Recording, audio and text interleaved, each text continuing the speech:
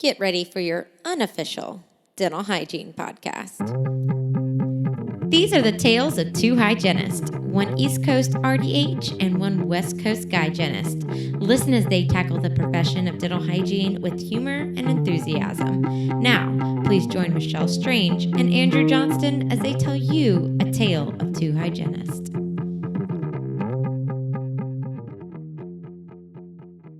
Welcome back, everyone, to another episode of A Tale of Two Hygienists. We are on location at Chicago Midwinter.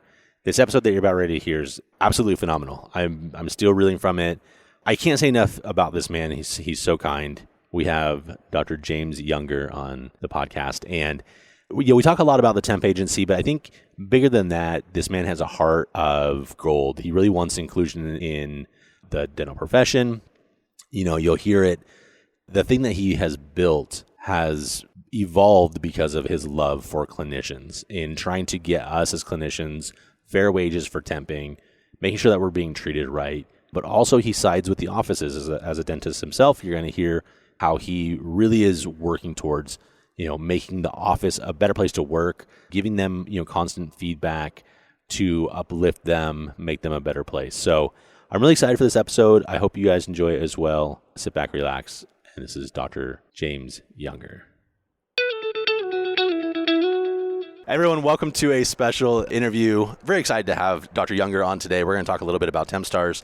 We're also going to talk a little bit about just good people, right? I think, we've had some really good conversations leading up to this one that we're recording.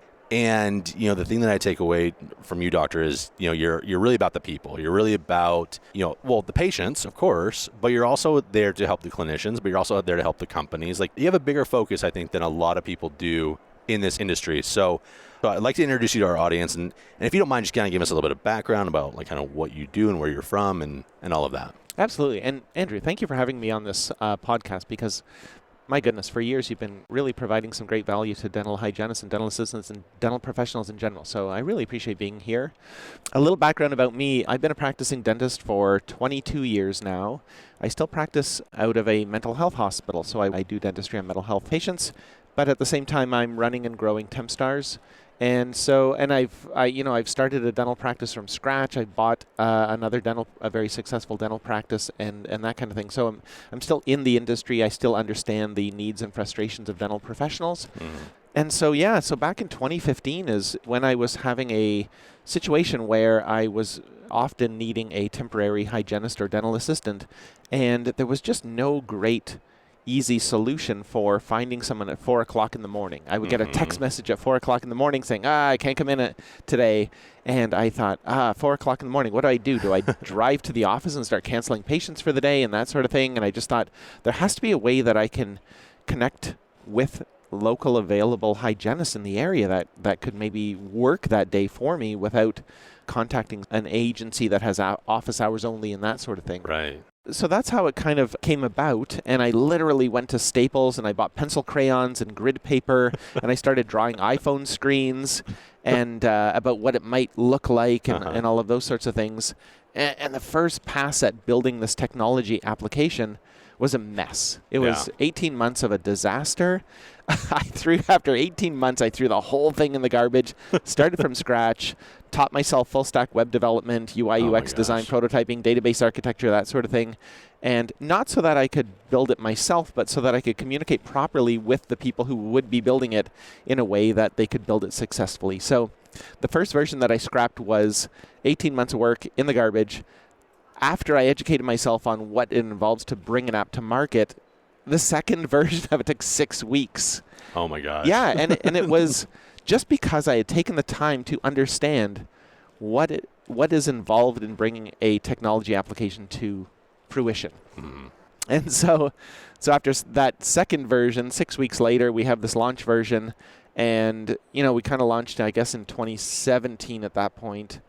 And, fast forward a couple of years and we just exploded across Canada. We were just the largest and number one rated dental temping service in Canada. At this point, we've got over 14,000 dental hygienists and assistants who use our service, and I think we're over 5,000 dental offices.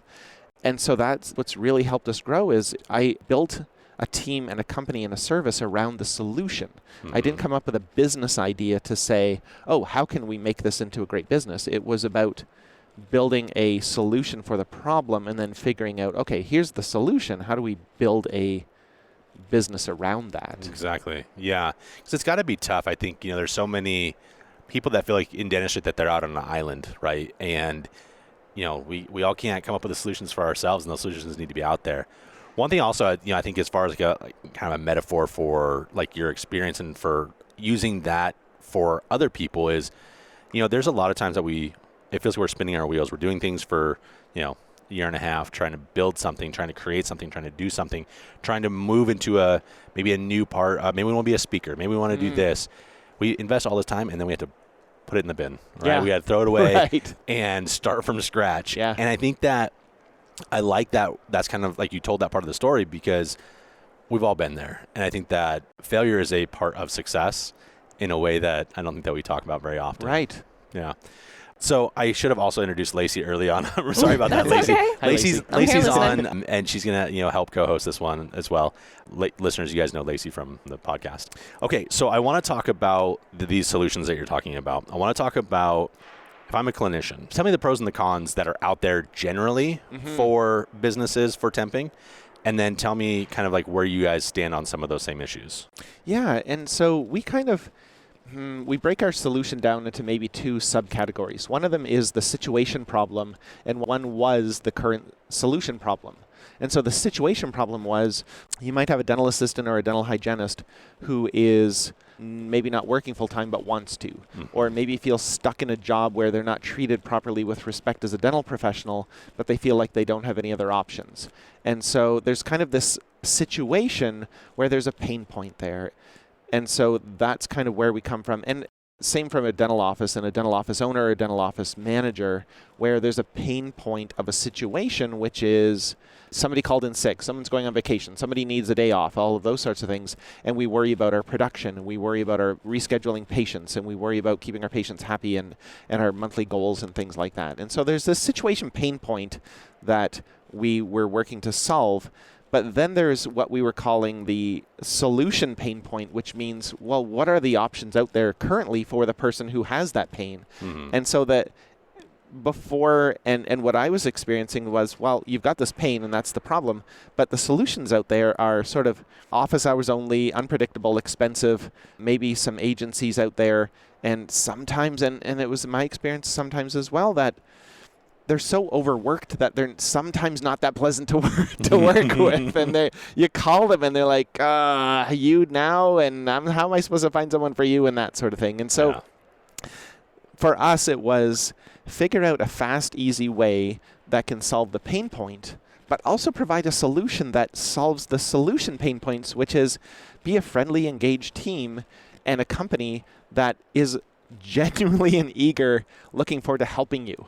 And so we don't spend our time all day spinning through a Rolodex trying to call hygienists and cajole them into working a shift. We spend our time building a platform and a system and a service that solves the problem for people.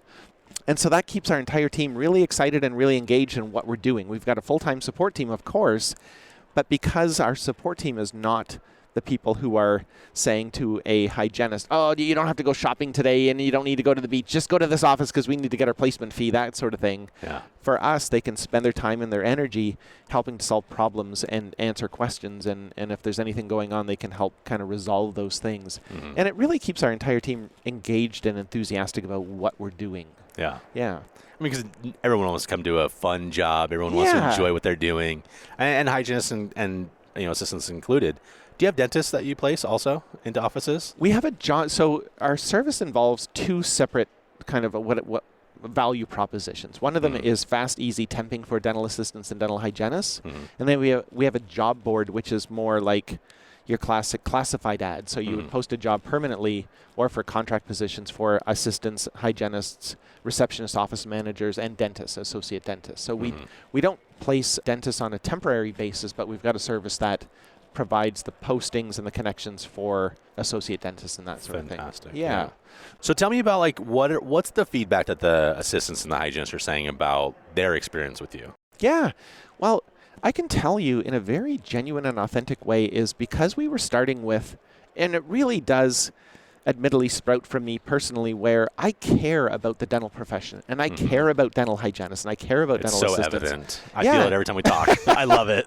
Yeah, and so and it kind of comes from that where we didn't say, oh, let's build a business and make a bunch of money doing this thing. It was, how do we help dental professionals be happier at work? How do we reduce the stress for dentists and office managers and the patients and the frustrations and that sort of thing? But how do we help dental professionals, dental hygienists and dental assistants connect and find good temping shifts if they want to have this kind of empowered professional lifestyle and that flexibility? And, you know, right from day one, I was imagining a hygienist who's fantastic and professional, but maybe they're at a job where they're frustrated, they're not being treated with respect as a dental professional, and I didn't want that person feeling stuck. Right. I wanted people to have options and flexibility and availability and that sort of thing. And so with us, there's some technical things. I mean, all of that is true about us as a team and us as a service and what our values are and what our mission is.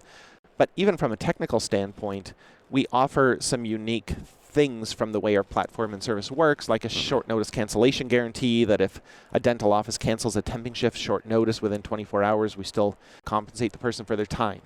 Nice. Or we also have a payment guarantee so that if a dental hygienist or dental assistant works a temping shift, they're not chasing the office around trying to get paid for their shift and that sort of thing. And so we offer just some core functionality things that really help to solve the frustrations that people who are temping maybe as a life or a lifestyle, or maybe they're filling in their work week, it helps them kind of feel better about making connections through our service.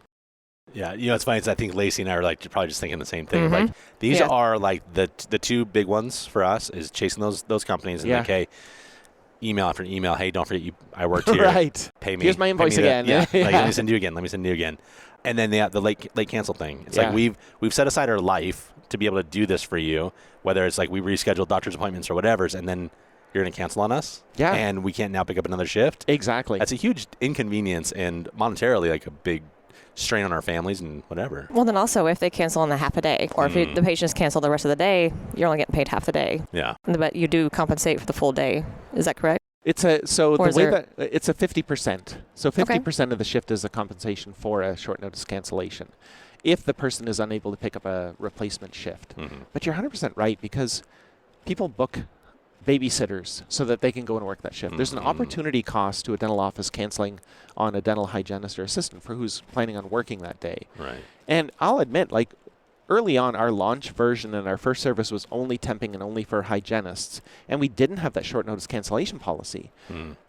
And so without that, what we were finding was some offices would book a hygienist or a dental assistant on spec. They don't even know if they have any patients for that day. They're just like, oh, let's book somebody, right? Yeah. And then they would wait until that day and say, oh, you know what? We never ended up filling the schedule, so let's just cancel that person, right? Yeah. And now someone's left without working for a day, and they've made arrangements and they made plans, and they turned down other opportunities and things like that. So one of the things that really keeps us sharp and engaged, but also from a service standpoint keeps us as a leader, is we're always listening and responding to the situations we hear about from our support team and frustrations and things like that. So I have a saying with our team that the bread is never baked. It's always dough. And so we're always like, there's nothing like, oh, that's how we've always done it.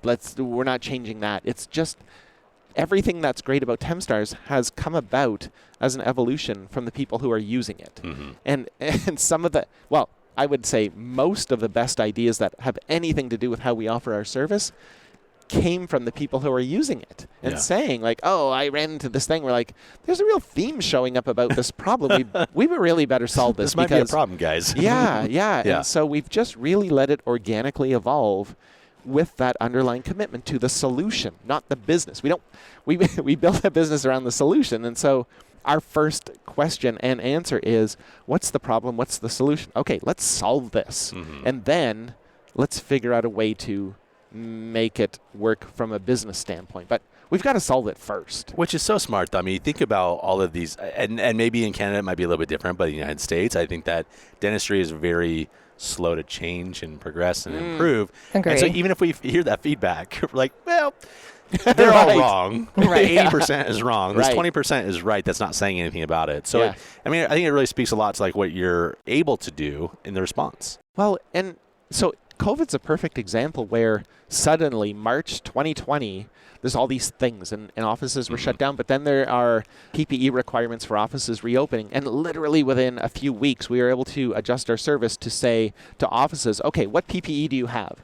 And can you What? confirm that you have proper fallow times and all of those sorts of things? Are you hearing this? Yeah, I know, I it's see. music to my ears. Yeah, gosh. and so like that took weeks, and I'll always go back to, and if anyone's listening and thinking of a business or starting a business, it has to do with the idea that you have to take the time to understand everything about the business so that you can delegate it and do it. And so there's no way we would have ever been able to be that responsive to situations if I hadn't taken the time to train myself on web development, UI, UX design, all of those things so I could say to the developer, here's the prototype, we got to build it like this. Yeah.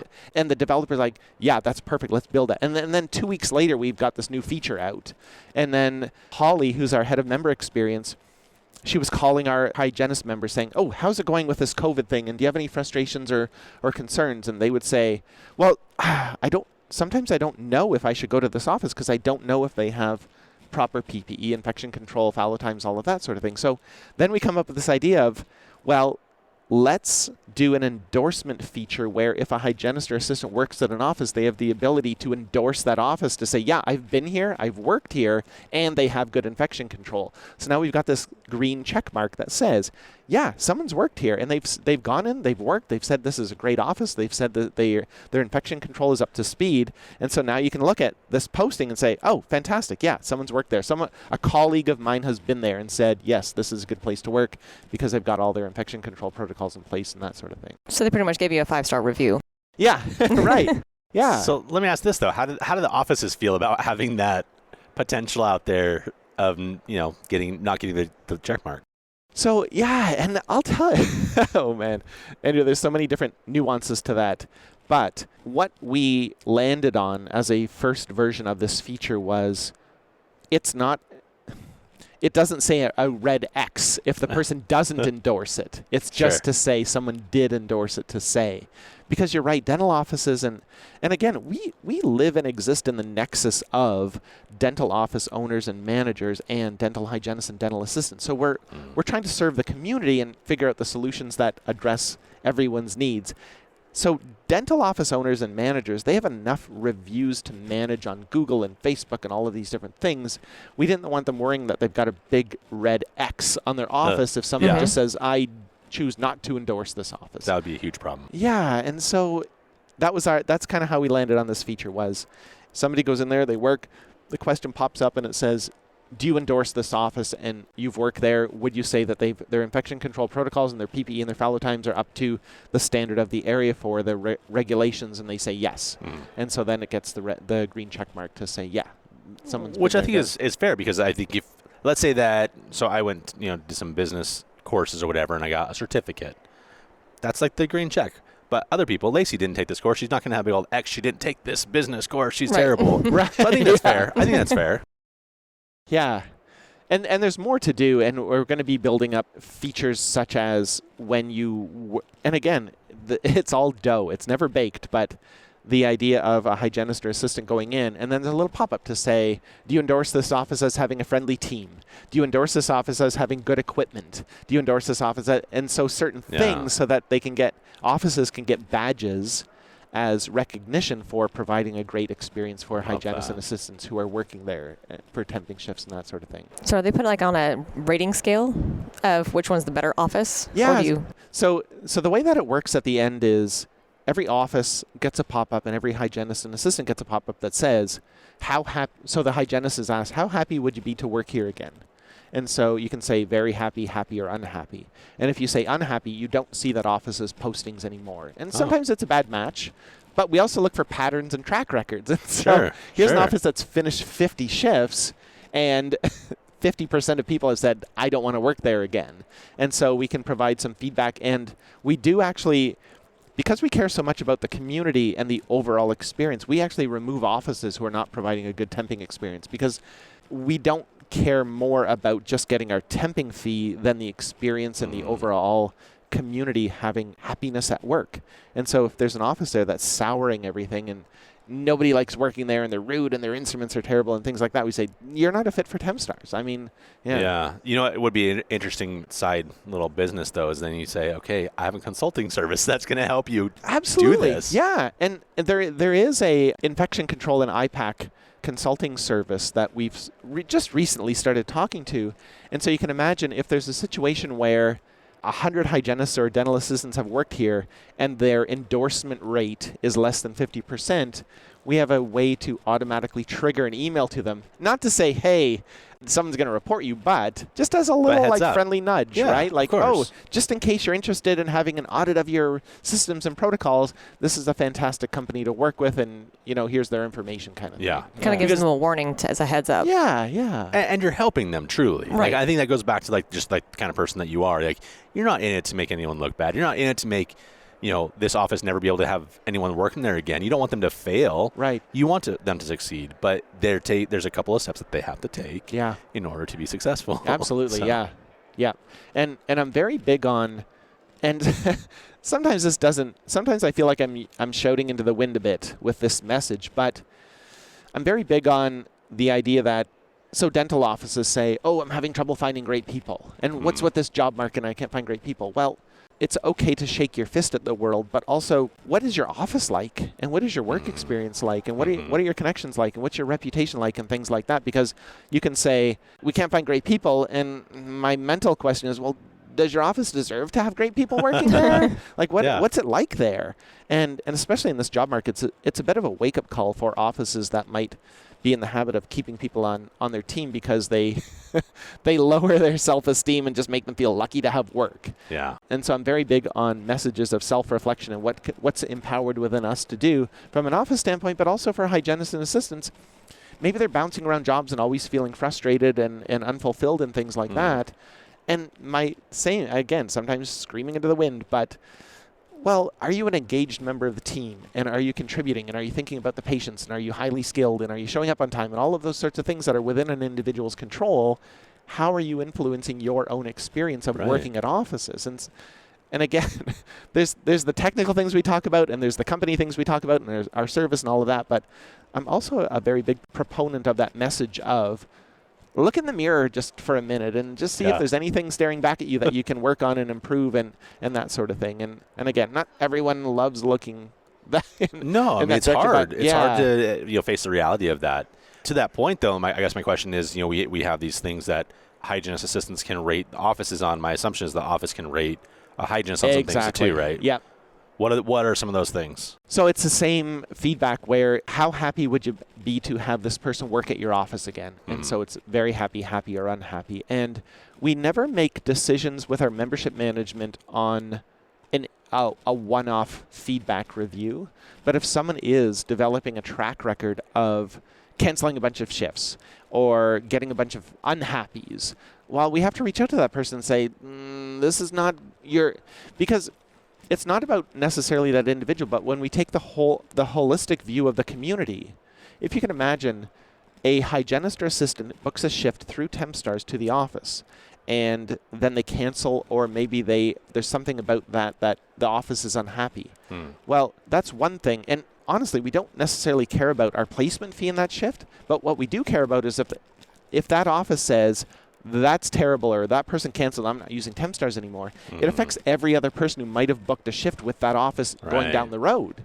And so, again, going back to that holistic community management approach that's why we're so diligent about managing our membership that way, to ensure that dental offices will continue to use TempStars, which means they continue to provide the opportunities for the people who want to book these shifts or get hired through TempStars and that sort of thing. And so, and because we've done literally tens of thousands of temping shifts, we have data to say, well, if somebody cancels more than 7% of the time when they book a shift, that puts them in the lower 20th percentile of reliability. And we know that if somebody gets more than 8.5% of unhappy ratings, that also puts them in the lower 20th percentile of feedback. And so we don't kind of come up with numbers out of the blue, but we have the data to say, okay, well, this person's reliability is in the bottom 20th percentile, and their feedback's in the bottom 20th percentile. There's something going on here that we need to address with this person. So do you also send out an email to them as well if they are in that lower 20 percentile, or just kind of give a warning or a message? Well, say, hey, how can we help? Right. And so, again, that's a delicate, nuanced thing to manage, because early on, when I came up with the idea of TempStars and we launched it, we thought, well, if someone gets bad feedback, we should let that person know so that they can improve as a professional and use that constructively and that sort of thing. But what we discovered is it doesn't go that way. When we say, oh, you're getting a track record of some negative feedback, that kind of thing, it ends up being a very upset conversation. Nobody says, oh, thank you so much for that. I'm going to use that too. And it was naive of me maybe to think that, but I thought, yeah, we should help people and tell. But it ends up that, a hygienist would call an office, why did you give me it? And so it just ended up being a thing where we try to balance the value of it versus creating a situation that just is not helping anybody in that environment. So we do give the feedback, but we try not to isolate it to an individual instance to say, hey, this office said this thing and that kind of thing. More of, it seems like there might be something going on here where the feedback or your cancellation percentage or things like that, these are things that might help you and you might want to consider, kind of thing. Yeah. So I want to apologize a little bit to the audience. We are recording at a conference, and there are a lot of passerbys. So if you do hear something in the background, it's a fun. Everyone's meeting their friends and enjoying a good time. So I do want to talk a little bit, because I mentioned it on, I think, for the month of February, the elite status kind of thing about, whether it's important to be a tenured hygienist or a new grad, and how that gets rated into your ability to get a shift. Yeah, that's a good point, Andrew. So for us, the year of graduation doesn't matter, because somebody I've hired new grads and love them. And so the hygienists and dental assistants who use our service set their own hourly rate. So we don't say, oh, you're a new grad, here's your rate. There, you can just post and ask for whatever rate that you feel is fair for your time and that kind of thing. But we have many new grads who book temping shifts, complete temping shifts, don't cancel, get stellar review, and now they're elite status. And when you're elite status, you get a certificate that says, hey, you're a TempStars elite status. You can include that in your resume. You get a badge on your profile so that when you're making temping connections, the office is like, oh, this person has a track record for everyone liking them and them being reliable and that sort of thing. So we don't distinguish in any way about the idea of when somebody graduated. So new grads do come out of school and say, oh, I want to kind of get some perspective in the industry and get some experience under my belt and that kind of thing. And they have the ability to kind of hit the ground running that way. And so, there's kind of a tier where there's kind of active status, and then pro status is someone who's completed 5 or less shifts but with a great track record, and then 10 or more shifts is in the elite status for that kind of thing. Going back to new grads too, though, one of the things we're building in probably in the next 3 or 4 months is a mentorship program. So if somebody joins TempStars and our system says, oh, this person graduated this year or last year, we reach out to them and say, oh, just if you're interested, we have some elite status members who have been working for 5 or more years who have said they'd be happy to mentor. And so would you like a connection for that? And it's just a little to set everyone up for success. We don't charge for it. There's no fee around that, but just to allow dental professionals to connect and more experienced dental professionals to maybe inspire or mentor new grads and that kind of thing. Do you mind, as we're kind of coming to the end of this here, I want to talk about some of the technical things. I'll talk about the placement fees. Yeah. I want to talk about what you're looking for as you move into the United States. How can we help? How can the listeners, participate in this? Yeah. And it's neat because yesterday I was speaking with some, dental office owners and managers and, it's another temping app and things like that. But what I found when that look of, hey, what's different about TempStars and what's better about TempStars, from a dental office standpoint, if you say, and I know this firsthand, if you say to a dentist or an office manager, anytime you need a great hygienist or dental assistant, you can get one with TempStars. And if you say, and they say, okay, that's fantastic. And then you say, well, so there's no ongoing subscription fees. There's only and there's no surcharge on top of the hourly rate. It's a flat $29 per placement fee, per shift fee. Okay, that's fantastic. We also don't charge to hire. And so if a hygienist or assistant goes to work in an office for one shift and the office says, you know what, we need somebody, do you want to work here? And they say, yes, you don't even have to tell us. We're just happy to make the connection, you get hired. So there's no thousands of dollars of hiring fees or things like that. One of the reasons we intentionally keep our placement fee as low as possible by intent and on purpose is so that dental offices have more wiggle room when considering hourly rates. So rather than saying, oh, well, I'm paying $350 for this temping fee plus your hourly rate, then we can say, well, it's only $29. And so if that dental hygienist or dental assistant, whatever their hourly rate is, the whole cost ends up going down, because that way that dental hygienists and dental assistants can make better hourly rates, because it's not factoring as much into the cost of that temping shift. And so as we do that, and our placement fee and our no hiring fees and things like that, that just ends up being a very compelling thing, because dental offices know they're not paying an ongoing thing for something they're not using. It's a very low per placement fee. And also, because our fee is so low, it allows the hardworking dental professionals to earn more during those shifts, because the whole cost of the shift from a temping standpoint is lower for the office. Are you hearing that, hygienist? This is for you guys. Exactly. This is for you to make more money. Yeah, I think we can all appreciate that you listen to the feedback, you listen to the dental professionals, and they can set their own hourly rate, and you don't take into the contracts, and if they find an office that's a right fit for them, that you don't hold that back against them. Yeah, it's literally thousands of dollars. I don't think that as a temping hygienist they necessarily get that part of it, because there have been so many good ones that have come through through the years that we wanted to hire, but we're like, we're not going to pay that $5,000 buyout fee. Yeah. So. Yeah, there's no buyout fee. We're just happy to make the connection. Don't even have to tell us about it. It's incredible. Yeah. And so it is something that just resonates in the industry. And again, just going back to, let's build a fair, sensible solution, and then build a business around that. And that's what's really helped us kind of grow and scale and build a community and that sort of thing. My assumption is that there's offices begging for your guys' services already in the U.S., but you probably are looking for hygienists. Yeah, so again, our value proposition to dental office owners and managers is, we'll send you a great hygienist whenever you need one, or a dental assistant whenever you need one, and they say, sign me up, please. So I would say that 80% of our time is spent building a community of dental hygienists and dental assistants. So I'm on a program advisory committee for a dental program, for a dental hygiene school. We do graduation awards. I speak to dental hygienists who are graduating. I speak to dental hygienist associations and things like that. And it's genuinely not just a marketing thing like, oh, I have to go talk to these hygienists so they use TempStars. Because when I get asked to speak with dental hygienists and dental assistants, I say, I won't even mention, I don't need to talk about TempStars. I'll just, whatever insights I can offer, whatever value I can provide to the people who are spending their time listening to me, I'll just talk about whatever you want me to talk about. I said, I don't even have to talk about TempStars. But then sometimes someone says, hey, well, don't you run TempStars? I'm like, yeah. Yeah. Oh, yeah. And then questions come out and that kind of thing. But I just really am genuinely and authentically engaged in the community of dental hygienists and dental assistants, and that's how I like to spend my time. And the extension of that is, as we build a community of dental hygienists and dental assistants, it just ends up that more people are engaged in using our service for those temping connections. Because as we have a larger community of dental hygienists and dental assistants that like and trust TempStars, it ends up being that the dental offices and dental office managers, they want to work with TempStars because they know we have a community of people that trust us and engage with us and that will fill these temping shifts. Yeah.